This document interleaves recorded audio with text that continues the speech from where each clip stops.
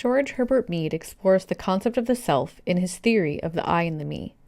He argued that the I and the me are two parts of the self that are interdependent with each other. The me are the rules and expectations of society that become internalized. These thoughts and suggestions tell us what we should and shouldn't do in a given social context. The me is complex because it sometimes holds contradictory ideas about the correct way to behave. The me has two goals: to observe and suggest. The I, on the other hand, is our subjective self.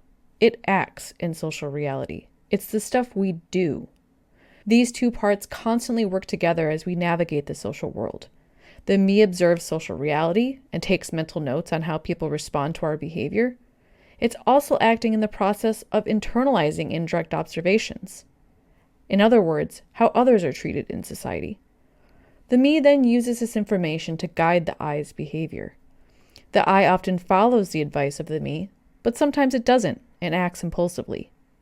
The me is always quick to judge, offer corrections on behavior, and/or express self-pride. Let's discuss an example of how this self-process works. Imagine you've had a long day. You spent the morning in class taking a difficult exam. After school, you worked out. Later that evening, your best friend stops by to bring you a cheeseburger. They knew you'd had a long day and thought you'd like a treat. So how do you respond? Well, it's complicated. The me has several perspectives in this situation. On the one hand, you have had a long day, and society teaches us that fast food or rich foods are rewards for good behavior. But you also worked out.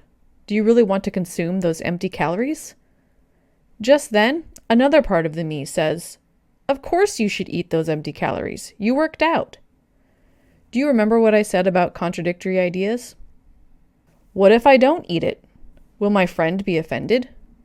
Gifting norms encourage us to take graciously and be thankful. The I ultimately takes all of this into consideration as it acts. And in this case, you eat the cheeseburger. Now, you might think that's the end of that conversation, but it isn't. The me is observing your actions. Maybe it's telling you to stop. You can always eat the rest later. You can tell your friend how delicious it is, and then thank them.